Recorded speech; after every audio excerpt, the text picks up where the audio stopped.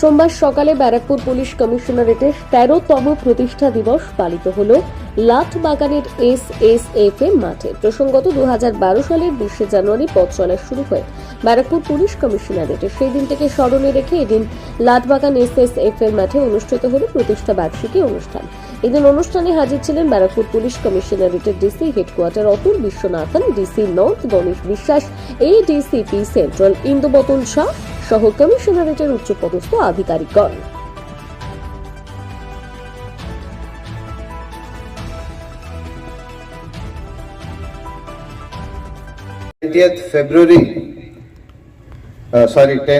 জানুয়ারি Barrackpore police কমিশনারেটের raising day, অর্থাৎ এই দিনটি এই পুলিশ ইউনিট কাজ করতে শুরু করেছে। শহরাঞ্চলে স্পেশাল পুলিশিং কাজের জন্য একটি পুলিশ কমিশনারেট তৈরি করা হয়। আমরা সবাই জানি আমরা কলকাতার পাশে এবং একটি পৌর এলাকা যেখানে খুব কম গ্রামীণ পকেট আছে। এখানে জনসংখ্যা বেশি আছে এবং শিক্ষিত মানুষ আছে।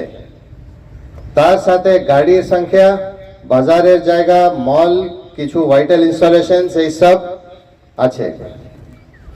সব থেকে গুরুত্বপূর্ণ ভাবে কিন্তু শহরাঞ্চলের অপরাধের ঘটনা তুলনামূলক বেশি হয়, কারণ এখানে বেশি আর্থিক কেন্দ্রগুলি আছে।